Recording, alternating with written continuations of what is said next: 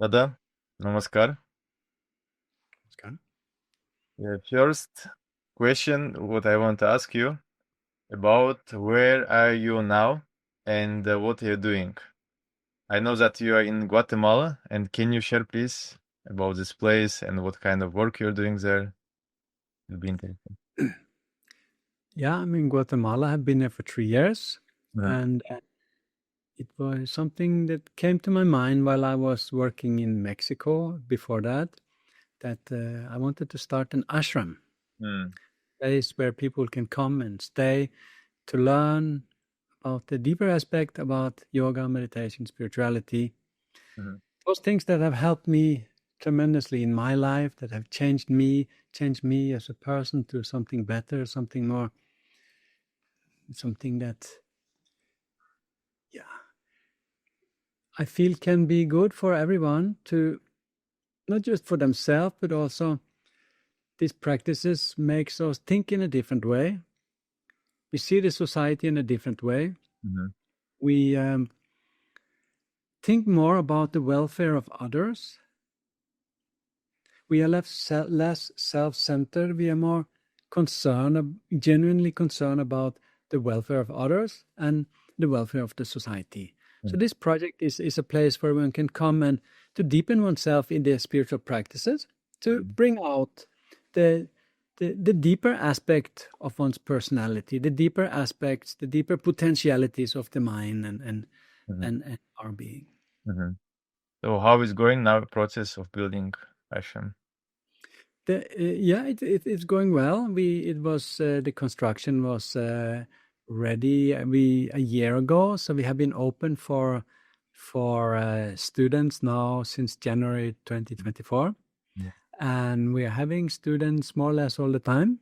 mhm, We are not a big project yet, but I think it's a project with a lot of potentiality that it can grow and gain popularity. So mhm, at the moment, is about getting people know about the place and. mhm.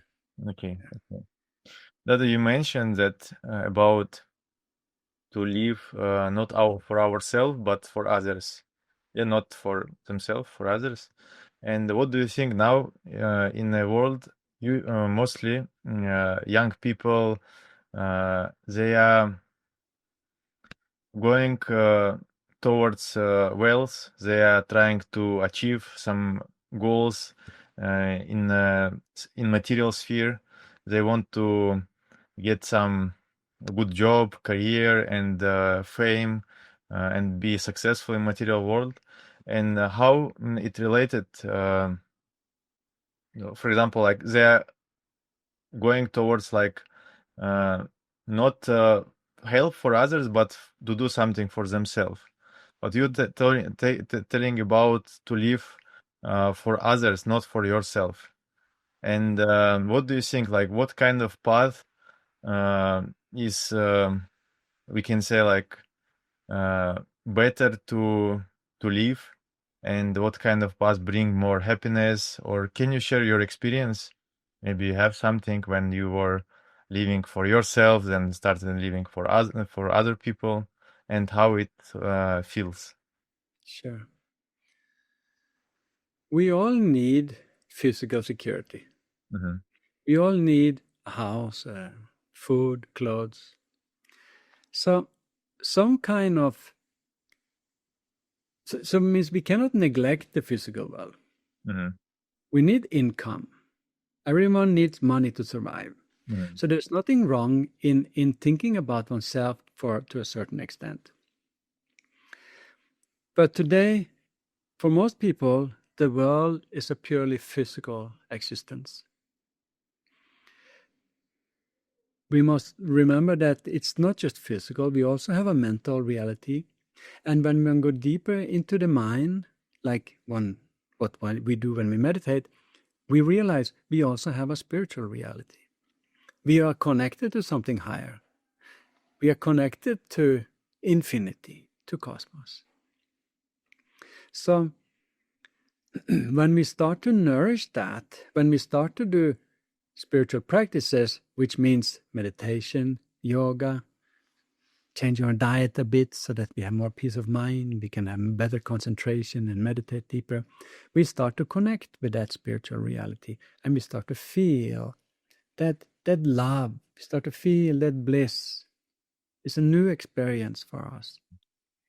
And when we start to feel that and feel that I am connected to everything, I am part of everything, I am not just a physical being, I am a spiritual being, then the mind starts to think different. The mind starts to change. And I start to feel that it comes as a natural thing to want to do some service, want to help others. To do service is a result of an expansion of the mind. When the mind expands, it means the radius of my love also expands. I cannot just love myself or my small family and circle of family and friends. My love expands, not just to humans, to animals, to plants, to everything. This is the result of real spiritual practices, of the real path of yoga. So basically, to feel this spirituality, you need to start to do spiritual practices, or there is another way. I have noticed that when people become vegetarians, that means they take more pure food, they take food which has more pure vibration. Already at that time, some changes takes place in their mind. And I noticed that many, after becoming vegetarians, after some time, the spirituality awakens and they start to get interest for it. So, yeah, there's different ways. As we all evolve as humans, at one stage, spirituality becomes a natural thing. What kind of way was in your path? How you entered to this spiritual realm? How you felt it? Yeah, to make a long story short, I had, since I was a child, I had this urge to go to India. And I did not understand why, but it was strong since I was a child. And when I eventually went there, I met a young man. He was a monk. He was 16 years old, and we became good friends. And I learned meditation from him. And already first time I meditated, I had a very deep experience, deep spiritual experience. So for me, it started with meditation. But I think it can start in different ways. But for many, it starts with an urge for a spiritual life. They have not started spiritual practices yet, but it's somehow in their mind. It is awakening in their mind because they live a rather pure life. They have a rather pure mind from birth. And I don't know if we should talk about past life or so, but in some cases, it may be even related to that. And at one stage in one's life, it awakens again. I see. So after when you learn meditation from this Dada Acharya monk, so what you did after? So how was your journey?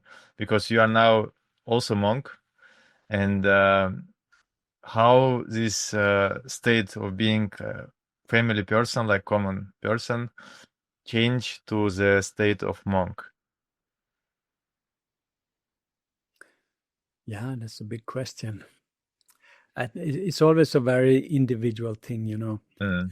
No, it's to become a monk is not something that is suitable for everyone. Most people have desire for a family life, have a desire for a family. But there are many people who feel that that is not for them also. They want to live a different life. And if one have such desires and start to do meditation and one start to feel a spiritual connection, one start to feel that love, that bliss, that spiritual dimension, and one is attracted towards that, then a monk life is a good life. It's of course not free of obstacles. No kind of life is free of obstacles and challenges. But as a monk, one have a opportunity to work with oneself, maybe in a different way than what families can. We have a bit more time for our spiritual practices, but it must here be mentioned that monks are not sitting and meditating all day, doing yoga all day. We are busy working, running projects, doing something for society. And this is something that also is important part of it, that it's not just about yoga and meditation, it's about service. It's about doing something for humanity, doing something good for humanity. So that is also appealing to many. It's not just this self-realization. It's not just about me.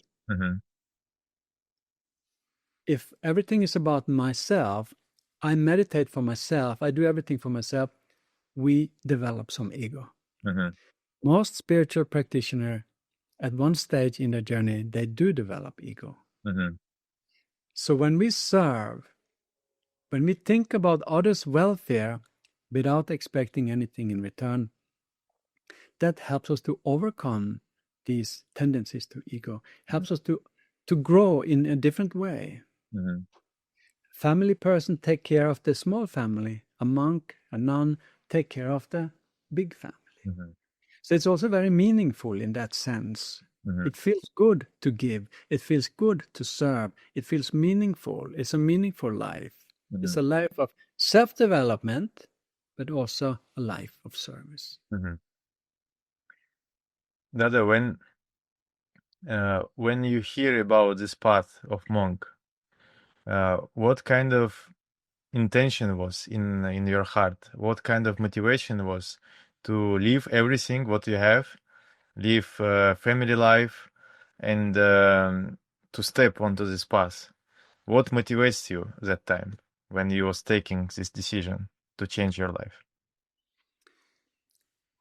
It just felt very natural. When after I had been meditating for some time, for some months, maybe even less than a year, it just came clear to me that this is my path. This is what I have to do.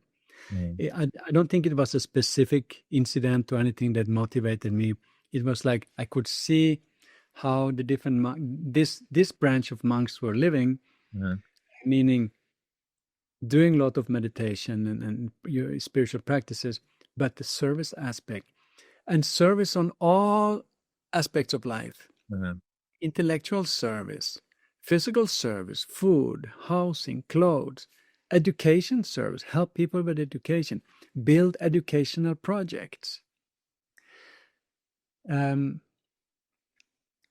music and art, importance of music and art in humans' life. We also emphasized much on creativity. Creativity is something inspiring for all human beings. So it is so manifolded. It has so many aspects, and so this journey which we are on, it is related to every important aspect of human life. Not just yoga, not just service, but every important aspect: science, linguistics, psychology, philosophy. It deals with every important aspect of life in a revolutionary way, in ways that I can see that this will benefit humanity. This will make humanity better. This will be developing for all human beings. It will make us more human, more loving, more benevolent. So it is quite deep and super inspiring.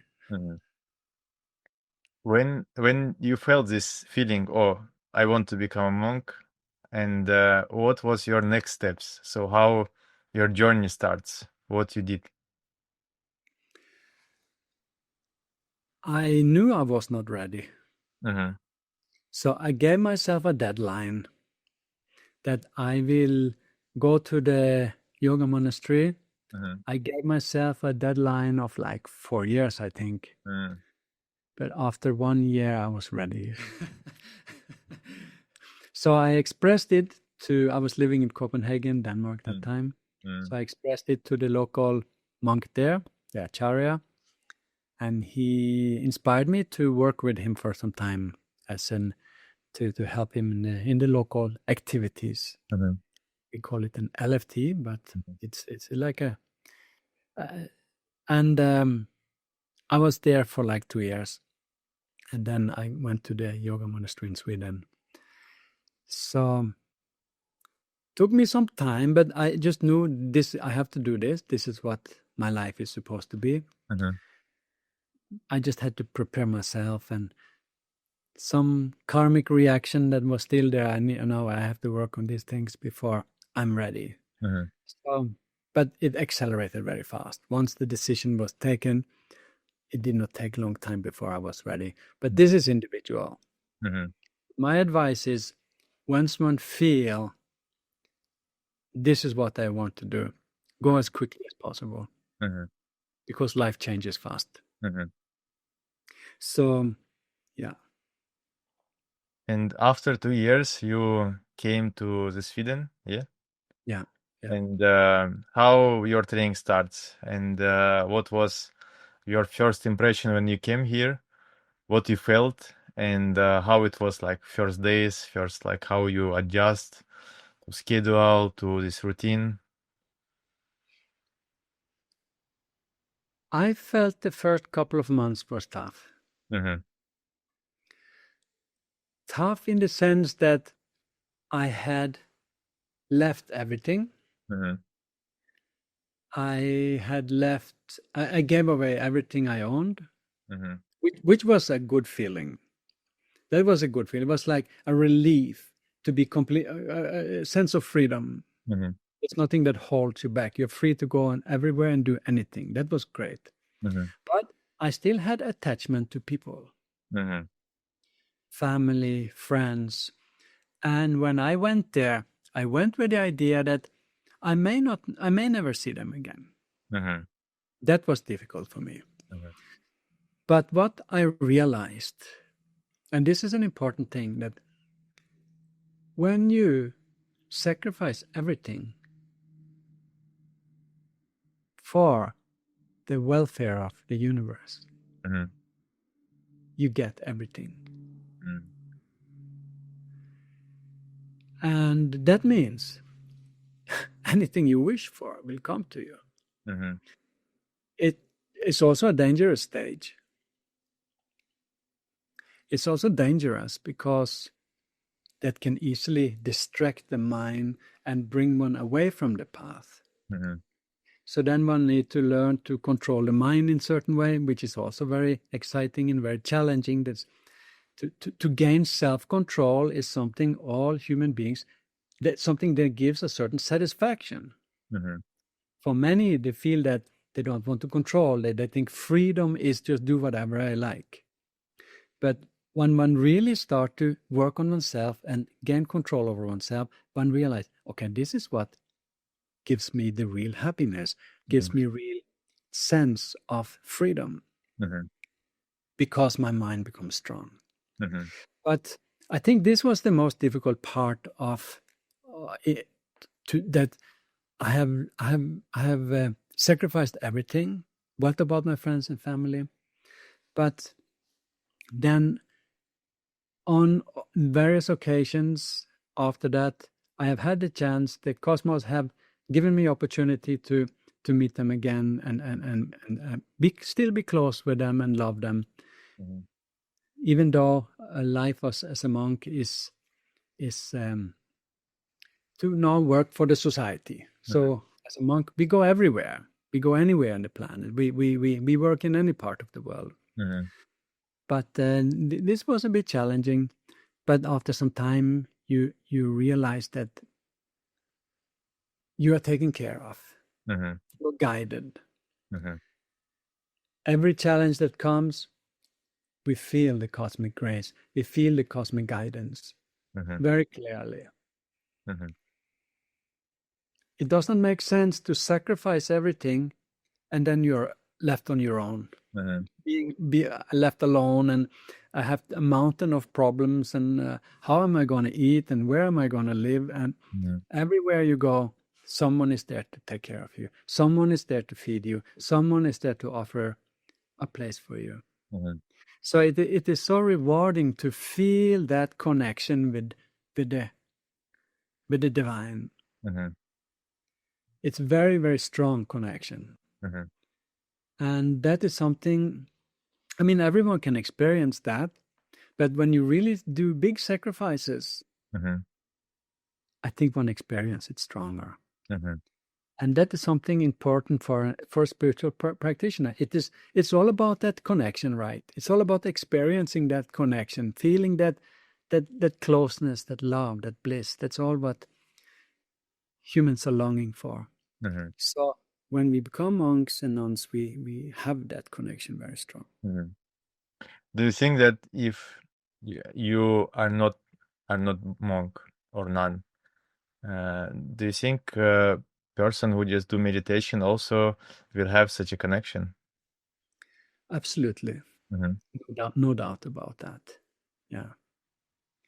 Everyone who do start spiritual practices, if they really desire it, if they desire that connection, one will get it. Some they will struggle to feel it, because in the deepest core of their heart, that's not really their first priority. If one really want it, one will get it. All question is always, how much do I want it? And Dada, what brings you this feeling, this connection with divinity? What how you feel it, and what kind of feelings bring you this connection? To experience something very pure, we have to make ourselves pure. So we have to live our life in purity, means purity in food, purity in thought, purity in action. If we take food that has strong vibration, if we think a lot of negative thoughts, if there's a bit of chaos in here, it is more difficult, more challenging. I won't say impossible, but it is far more difficult. So a spiritual lifestyle is to gradually gain control over the diet. We do spiritual practices, we do the asanas, we do the yoga postures, we even do fasting sometimes. Purification of the body, purification of the mind. Keeping company with good people. Discussions is not about drugs. The discussions is about spiritual things, about spiritual stories, about amazing mystical things. So for spiritual experiences, it's needed a certain kind of lifestyle, a pure lifestyle. And that's something our projects promotes. Our projects try to provide a community. We are building communities. We are building societies where one can live such a lifestyle, because the society do not support this lifestyle. There's a different lifestyle that is practiced by majority. And but for spirituality, it's necessary with a pure life. I see. And when you were struggling in the first time in the monastery, how you overcome the struggle, and what did you feel during this training period? What about routine? What you was feeling? It was hard, or it was easy to follow, and about surrounding, about people around you. So how it was, basically. My mind was very firm that I want to become a monk. There was no question about returning. I knew that this is what I have to do. So I thought, okay, I just have to have patience. But it it came a change. Mm-hmm. It came a change. Um, it came a new group of persons in the school in the yoga monastery. A new flow came there, um, and that was something inspiring.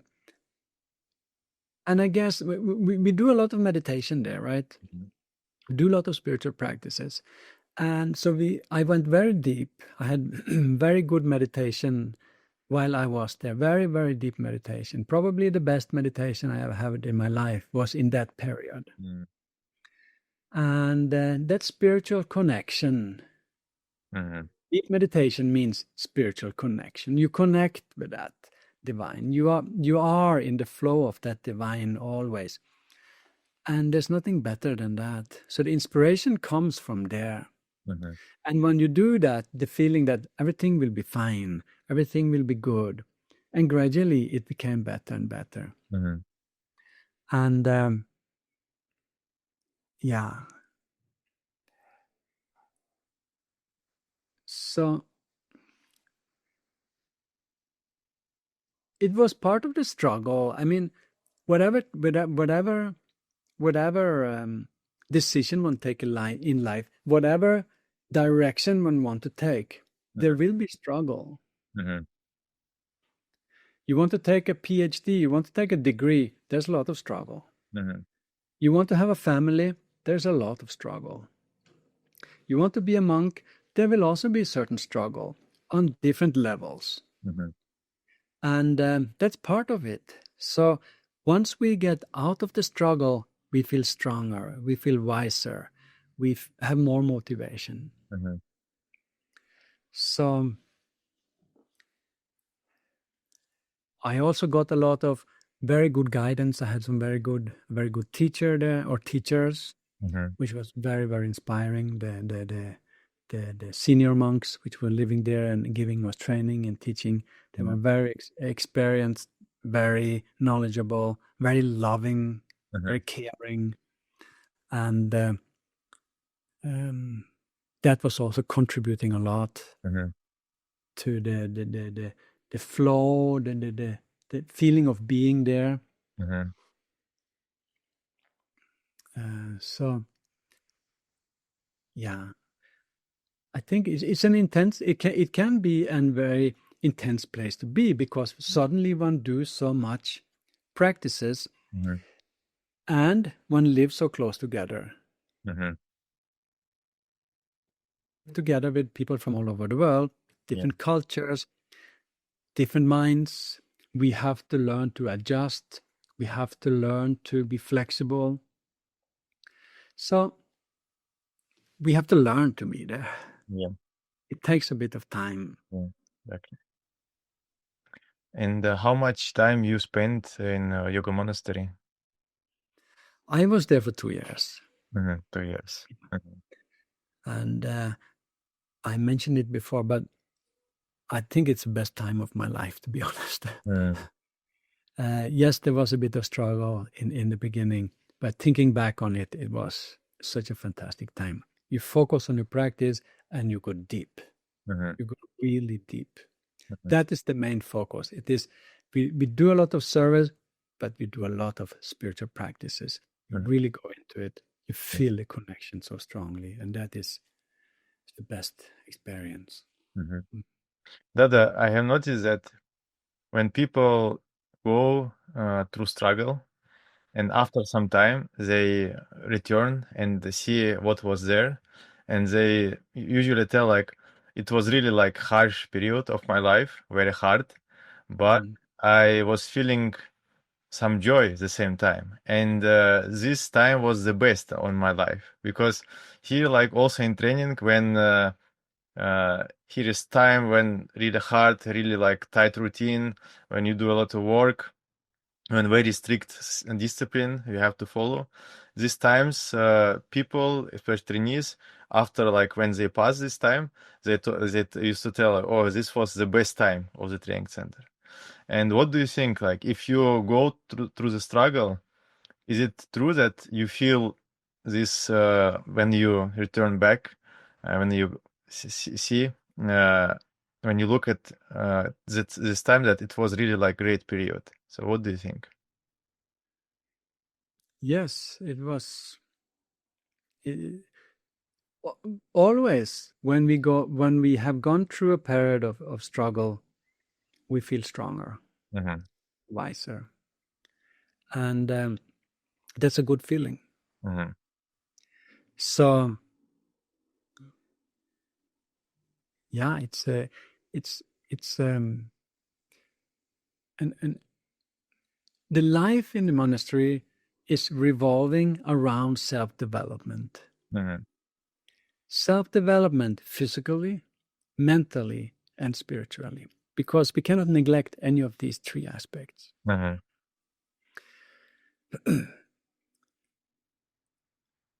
If you want to develop a very strong body, you have to exercise. Mm-hmm. If you want to develop a, a, a, a powerful mind, a, a good mind, you want to evolve the mind, one have to study a lot.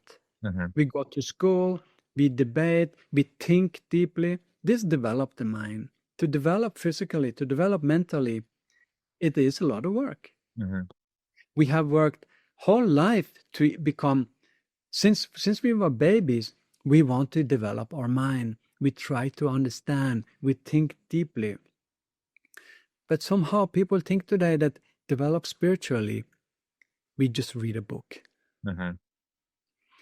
And don't realize that spiritual development also needs a lot of practice. It's also needs a lot of effort.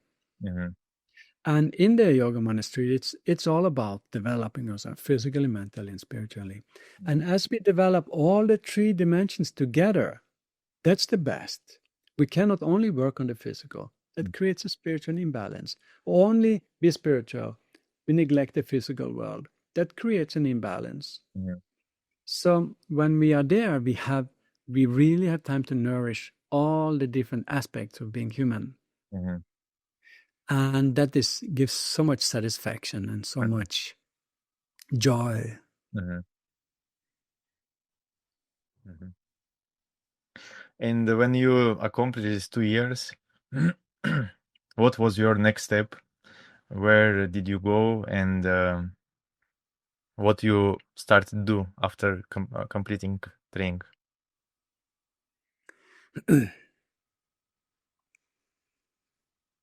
Shall I tell you a story that's related to this? Yeah. When I used to be a TV producer, Mm-hmm. and while I did meditation, I was in the yoga monastery. I was asking the divine. I was Mm-hmm. asking, so when I become a monk, shall I do something with video? Mm-hmm. And didn't come a reply right away. But one day when I had the deep meditation, suddenly it just came like a flash. If you're posted to Singapore, you should make video. If you will be posted. Yeah, Ah. if you get requested to go and work in Singapore, Mm. then you should make video. Then soon as I graduated, I Mm-hmm. went to India to do the final training, and then my posting was declared that I was requested to go to Singapore. At that time, I had forgotten about it. Mm. But as soon as I came to Singapore, suddenly it came back. Wow, I'm in Singapore. And that's why I started to, I mean, I haven't done a lot, but I have made some productions about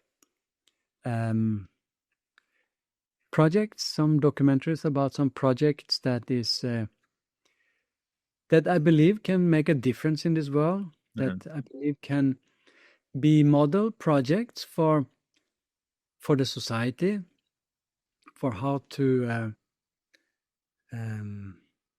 that reflect something about how to create a better society in general. So yeah, my first posting was there, Mm-hmm. and I was there for many years, and it was a fantastic time. Mm-hmm. I loved being in the monastery, but I was also very eager to get out in the world and do the real work. And it's a different thing, because now you really depend on cosmos. Really, you are there alone. You what shall I do? What how to work? How to do the things? And then you just feel the guidance. You feel the guidance on every step. The story I told was just one illustration of how you get guidance. Mm-hmm. Came clear to me, if you're posted there, then you should do something. But that's how it is. On every nook and on every corner of our life, we get that guidance. Mm-hmm. Feel clearly what we should do. And if you don't feel it, do deeper meditation and it will come. Yeah. Yeah. Dada, I know that when you are in an environment where everyone is do meditation, follow spiritual rules, do spiritual practices, very easy to also follow. And when you don't have support of environment, when you're alone, it's a little bit hard. And when you went from training centers, from Yoga Monastery, did you face this challenge of follow discipline when you were alone in Singapore? Yes, from time to time there has been challenging times. Mm-hmm. But I had an experience before I became a monk, Mm-hmm. where when I started to do meditation, I was very inspired, super inspired. I was very strict with the meditation. Mm-hmm. And one time I was going backpacking on a holiday for 2 months, and I was looking so much forward to it, Mm-hmm. because I thought, now I will do much more meditation, I have much more time for it. Mm-hmm. On that trip, I was not monk at that time, that was before. On that trip, I stopped meditating. Mm-hmm. And I felt so frustrated, because I really wanted to do it, but somehow I didn't feel the strength to do it, discipline to do it. Mm-hmm. Once I came back to Denmark, where I was living, the monk who was teaching me, he called me and invited me to go with him for a meeting with some other monks. And I went with him for a whole week, and I meditated with them for a whole week. And during that week, I took a decision. I said, I will never miss a meditation again. And I have not missed a meditation since then. Yeah. Great. So it is important, that decision, because it has a special name. It's called a sankalpa. Mm-hmm. To take that strong decision, I will do this. Mm-hmm. All success starts with that Mm-hmm. sankalpa. So the challenges will come, but one need to be very clear. What do I want in life? Is this the life I want to live? And try one's best to inspire oneself, because sometimes there comes inspiration from others, but we have to be strict with our the guidance we have gotten. When we are in the Yoga Monastery, we get certain guidance that from the teacher that have started this mission. Mm-hmm. From him, we have got some very clear guidance how to protect ourselves Mm-hmm. from those challenges that may distract our practices. Mm-hmm. So those guidelines is very important to follow. We call them conduct rules, Mm-hmm. and these are important in once we are out there in the field, in the world, and try to inspire ourselves. These are important guidelines. Mm-hmm. Yeah. Dada, if we talk about monk life, about work, what is the basic things have to do monk, for example, and when he got posted, what is like basic things which he have to do in a field, we can say, yeah? Often we we come to a place where there is a project. It can be a school, it can be a ashram like this, it can be, we have different projects, service project. Sometimes there's established service project doing disaster relief or community work. Mhm. But one thing that is to teach. Mhm. An acharya, monk, is to teach, guide others, Mhm. teach meditation, inspire others to learn meditation, to live a healthy lifestyle, to live a spiritual life. That is important part of our work. And all these are very meaningful. It feels very good when you teach to others and you can see they change, they overcome their weaknesses, they become stronger as humans, they live a healthier life, they are more happy. Mhm. That's a huge inspiration for us too, of course. Mhm.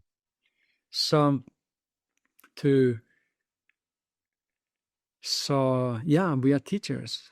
Mhm. Yeah. And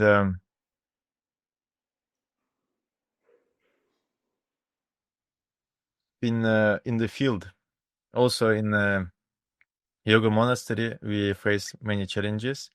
But what kind of challenges you are faced in a field when you are working as already monk, and what kind of challenges you faced? Wow. Shall I write a book? Yeah, would be great. That I mean, what I mean about that comment is that there's a lot of challenges. Mm. We could write a whole book about all those challenges, but challenges, obstacles is there always, no matter what we choose. Mhm. So, uh, even though we become monks, we are still humans. So, there may be some human weaknesses, personal weaknesses that we are facing Mhm. that can be challenging. Um, People will criticize us, Mhm. wasting your time. Mhm.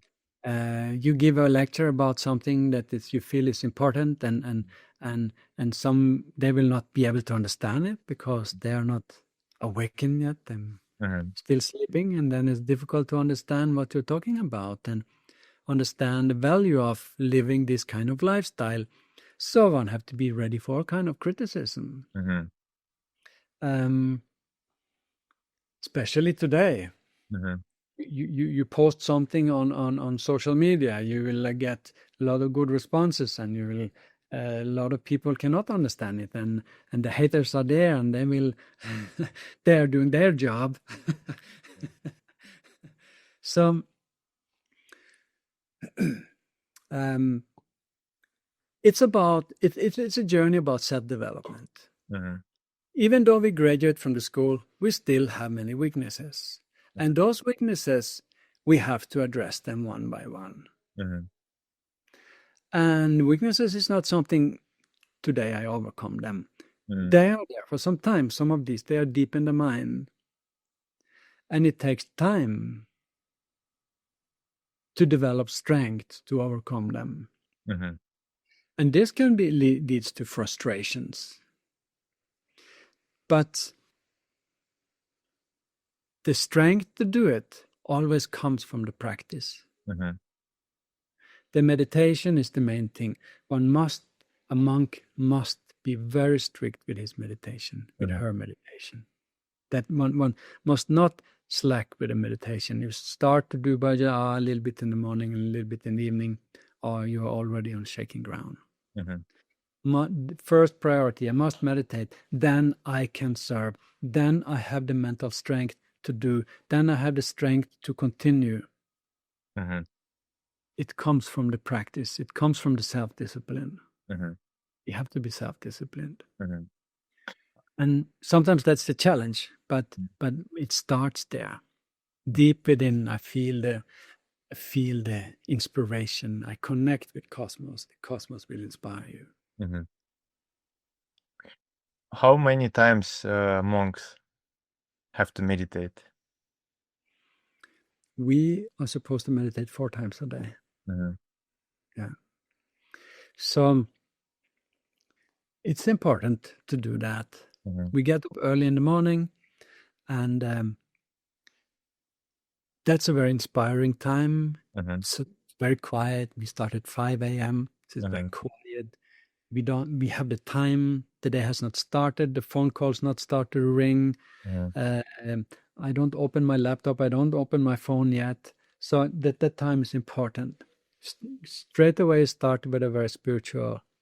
Start the day with in a spiritual way. Mhm. Then take shower, do some yoga, do one more, Mhm. or do the meditation first and the yoga after the asanas. And then again before lunch, before dinner. So because the mind have a tendency to go down. As soon as we start to interact in the physical plane, then the mind get influenced by that. So we have to sit down and find that inspiration, go deep within, feel the strength, feel the power, feel the purity, the subtle vibration, the bliss. Mhm. And then you have the strength to go on and do it and do the work and work hard, because monks work hard. It's not a lazy life, Mhm. but it's very inspiring. To be lazy is boring. Mhm. To work with something meaningful is very inspiring. Mhm. But the meditation is the that which pulls you forward. Mhm. Dada, what is the difference between monks in like in your tradition and monks between a tradition like when Buddhist tradition, like where monk like in the temple they're living, they're meditating. What's the difference between this kind of monks, Buddhist monks, and in your tradition? Um, One of the main differences is often that we do a lot of service. Mhm. We are not just here for our own sake. Mhm. We have to interact with the society and teach in the society. Mhm. If the monks of the past had not been hiding in the mountains, in the caves, in the forest, but if they had been living in the society and guiding the society would have been much better today, would have been much more balanced society. So Mhm. that's a new tradition. We are not allowed to go and hide somewhere and just think about myself.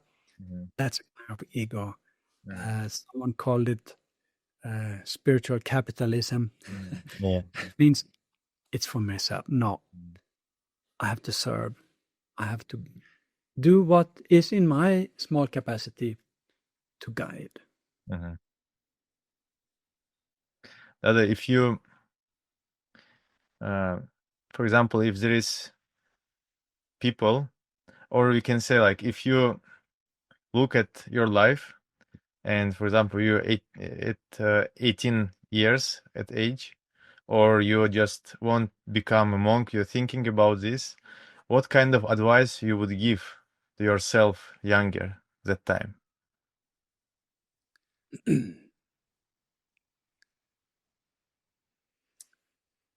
Maybe it's a little bit a controversial answer, but I wouldn't have been ready to do what I do Mm-hmm. unless I had been doing what I did in the past. Mm-hmm. I did all kind of things that was not very spiritual, that was far away from it. Mm-hmm. But it was important for me to do that, to go through those phases. Mm-hmm. I wouldn't have been ready to become a monk 1 year earlier, maybe not even half a year. The moment I was ready, the doors opened for me. Mm-hmm. So we come into this life with a luggage. We call it sanskara. Mm-hmm. And those sanskara will bring us around in life, Mm-hmm. makes us go places and do things. So I don't think I could have lived a different life at all. I think everything I did was necessary so that I eventually could become a monk. Mm-hmm. So, but my advice is start spiritual practice, start meditation as soon as possible. Mm-hmm. if I had a chance to do that, but I never had a chance to do it. Mm-hmm. So I feel my time was maybe not there. But for those who have a chance, one should start it. Because it makes the mind very balanced. Mm-hmm. And that balance is important for all. Mm-hmm. Many struggle with their mind. No control over the mind, and we are just floating around in life, and we face a lot of unnecessary struggles because of that. Mm-hmm. But meditation gives us that peace, gives us that view, gives us that outlook Mm-hmm. to life. In other words, balance. Mm-hmm. To take decisions. What should I do? What should I not do? And many, they struggle with that. So if one can start the meditation, the earlier the better. Mm-hmm. Mm-hmm. I see. Dada, do you have books which inspired you before or which inspires you still? And can you suggest some books which really like was something which was guide you and help you to solve some problem, to you got some really like great ideas from these books? Your favorite books, if you can share, would be great. Yeah, I have a few. Mm-hmm. The first spiritual book I read was an autobiography of a yogi by Paramahansa Yogananda, which is a very, very beautiful book, very enlightening. Mm-hmm. I learned a lot from it. I used it a lot. Mm-hmm. I remember I learned that if you have a true spiritual book, if you have any questions, you don't know the answer, you just close your eyes and open that book on a random page Mm-hmm. and read where the eyes falls. And I did that like daily, Mm-hmm. and all my questions were answered, without fail. Mm-hmm. So that is a great book, and I recommend it to many. Mm-hmm. Another inspiring book is Living with Himalayan Masters by Swami Rama, which is also a similar book in many ways. Mm-hmm. These two books, they talk about these two guys. They are yogis that moves around in India and meet all kind of mystical masters. So we get an insight into the world of mysticism, into the world of spirituality, into the world of yoga and tantra. Mm-hmm. And this is fascinating worlds. It's fascinating things that happens when you start that spiritual life.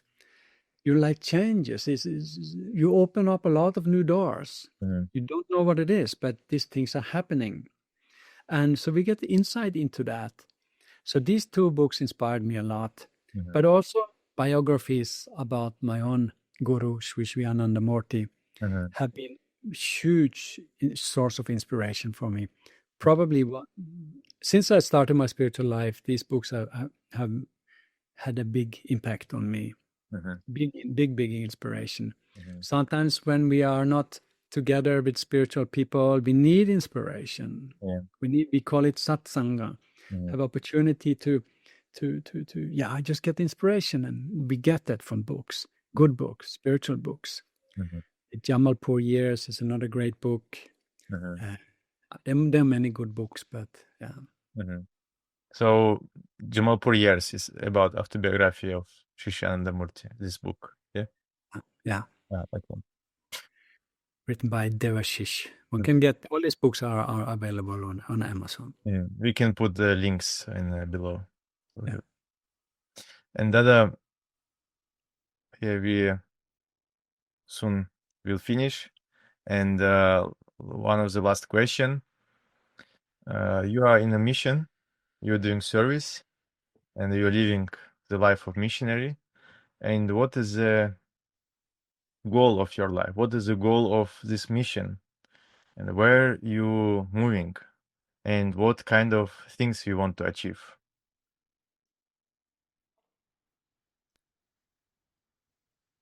One of the main thing for me is why I got so inspired to start this life, because I can see that these practices have tremendous potentiality for humanity. Mm-hmm. These practices, these teachings, these philosophies that our guru, our founder have taught us, Mm-hmm. I can see that these have a real potentiality to do big changes Mm-hmm. for the humanity that are in trouble.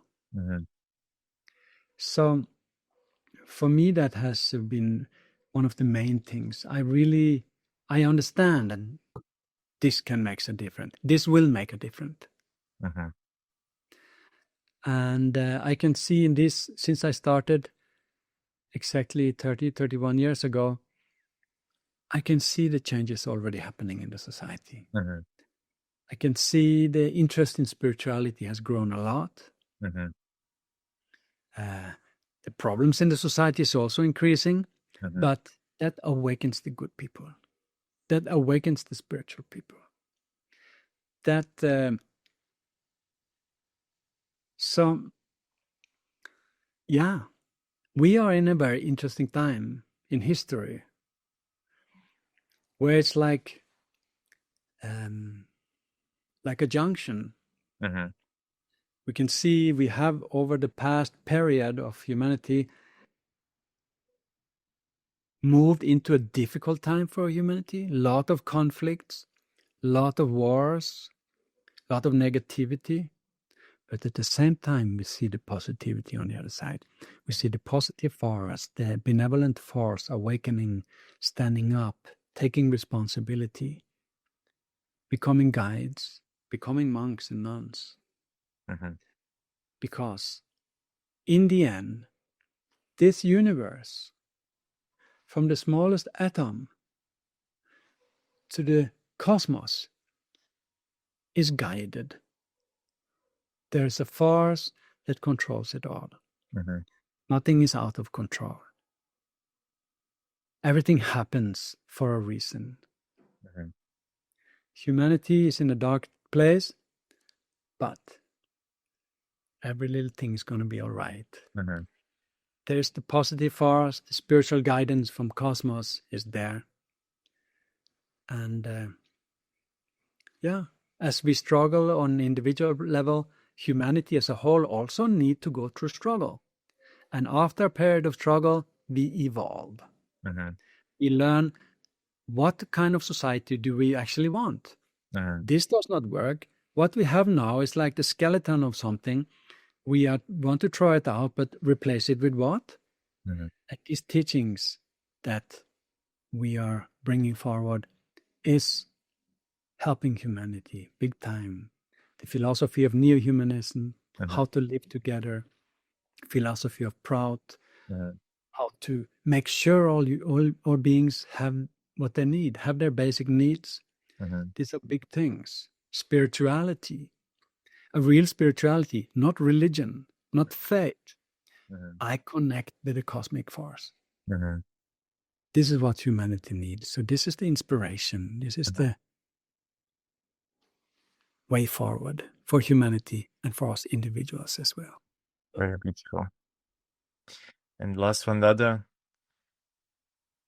your advice for those who watching and feeling some call inside and feeling that their life for something greater than their lives.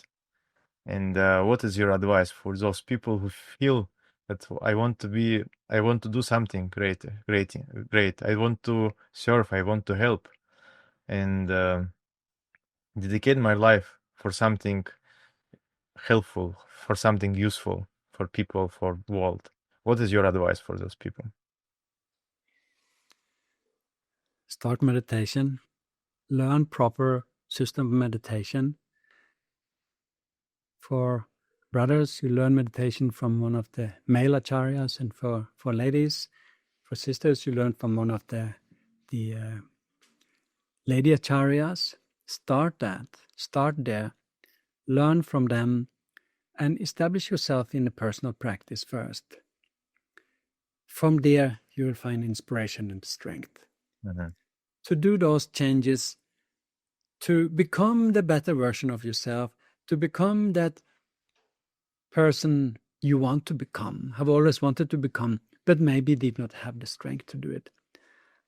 Start with that. Start to learn. Start to work a little bit with the local Dada, local Didi, the monk and the nun. Mhm. Help them a little bit with some service, and learn cooking from them. They're good cooks. Food is important. And yeah, start there. Start small. Everything we do, we have to go step by step. We don't jump from the first floor to the seventh floor. We go through it step by step. Mhm. So yeah, start to involve yourself with the learn some practices and start to see if you can help them with some service too. Start small, see how it goes. Mhm. Dada, thank you so much. It was so inspiring, and I got really like huge inspiration from this talk. And I hope people who also watch it also will get some inspiration, and will help them, and will answer some question what they have. And yeah, it was really very, very, very useful and very inspiring. Thank you, Dada, so much. Thank you very much for inviting me. It was a pleasure to meet you. Hope we meet again soon somewhere. Yeah, And probably we will. yeah, Take for care. sure. Yeah, And to everyone, start meditation. namaskar.